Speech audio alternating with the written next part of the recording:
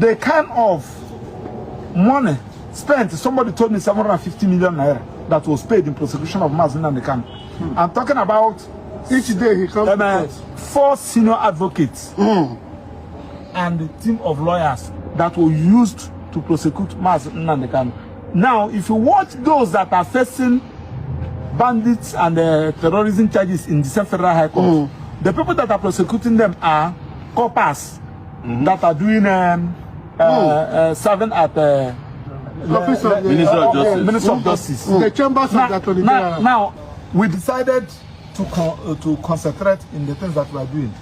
And I want to say that this particular funny convict and the sentence of Nnamdi Kanu is a blessing in disguise. I was surprised that about 5 serving judges, which I will not mention their names, Federal High Court, Court of Appeal and Supreme Court, serving, have taken this thing upon themselves. In fact, one even called me this morning. They have written grants of appeal and sent to us. So I continue to ask myself, does it mean that we still have some judges with conscience in this country? The answer is yes. Yes, we have. I can comfortably tell you that I'm not talking about the retired judges, those that are serving. Then when you're talking about the retired judges that have taken this thing upon themselves, one called me. They are busy calling me, asking me, please, have people filed appeal? We said no. They said don't file. Don't file. We are interested. They were researching.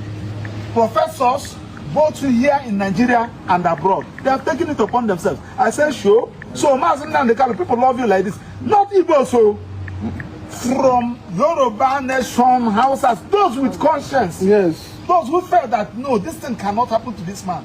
Now, having said that, I want to also tell you that I was at a correctional center yesterday at office of the Controller General of the Correctional Center. That was on a Thursday. I went there to go and see the director, the Controller General. The problem we're having is that if you watch, those of you, if you read that particular judgment, in the sentence he said, Nnamdi Kanu should be kept in any protective custodian center within Nigeria. He never mentioned any place.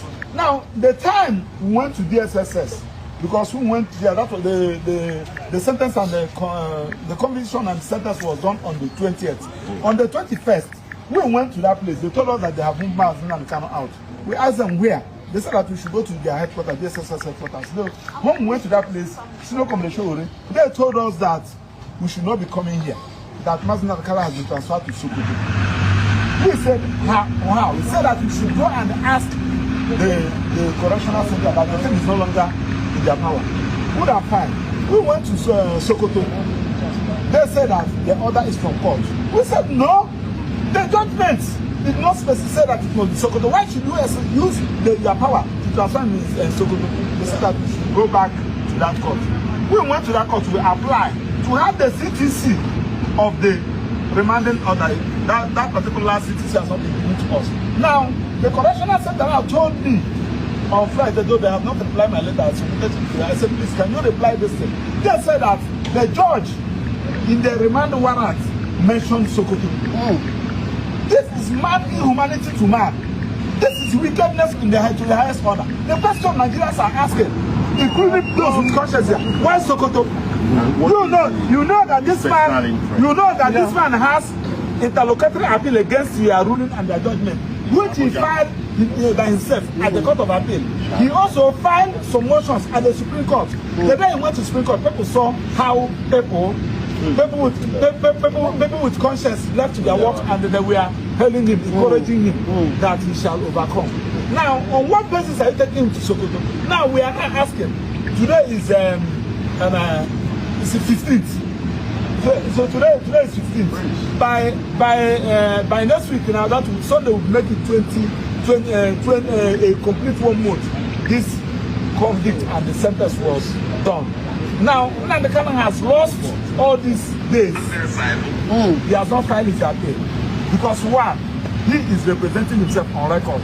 Now, can federal government move in with the same private jet, with the same presidential jet they used to took him to Sokoto? Can they use the same presidential jet, bring him to Abuja here, so that he can file his appeal.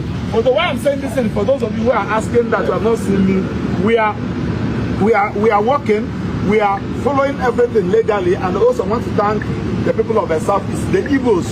You have shown maturity, continue to show maturity, because they want to go so that they can do something. And also, not only the Igbos, when in Nigeria, people with conscience, nobody should take laws into their hand. We are following it. We have written the necessary letters we're supposed to write, and we believe that at the appropriate time, justice will be done. But finally, before other people will talk, I also want to advise the president.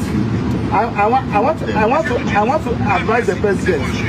The president, this office is not your father's inheritance. We have seen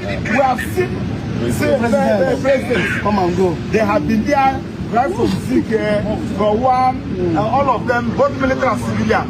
Please, whatever thing that you are doing, remember where you are coming from. Because the time Obasanjo was dealing with you, I didn't think that some people like us kept quiet. No, I'm talking about Obasanjo that we heard his allocation when he was on yes. Okay. And I don't want to go into that of Abacha that when you ran away. But where is Abacha today? The disaster that just left before you, Buhari, who was saying that yes, Nnamdi Kanu will die. Where is he today? So whatever thing, I don't know who is advising you. We have said it that please, those who are advising you should also consider their advice. Finally, to the judiciary, we continue to say it. We are not saying that yes, you have your power under Section 6 to make the order you are going to. Remember that whatever judgment you are giving today will be read by your great grandchildren. And also to remember that whatever you are doing today, come after you want to ask Malami.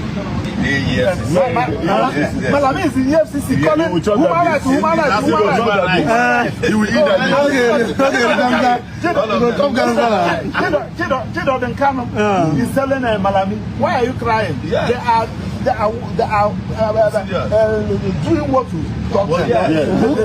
The legacy you left, that's what they are following. So please, when you tell me went on BBC. Session was trying to overthrow the government. Now you have overthrown the naira. The final naira you are in prison. Even overthrow dollar. Yes, overthrow dollar. So overthrow France. I'm talking about the judiciary. I hear them say, please don't allow anybody to make you a subject of a prayer point. People have made some judges their prayer point. How can somebody make a prayer point because of the judgment you gave? And you say that you are happy? You can't be happy. You can't be happy. Since the Motor gave this judgment, every time people walk into his courtroom, he's explaining himself. Every time. Even when they didn't ask him. Yes. So let's just go and pray and prepare for. We will back out. So we leave it. We leave it at that. So at the appropriate time we'll be updating you people. So please, can we go into the court? Okay. Let's go to the court. Okay.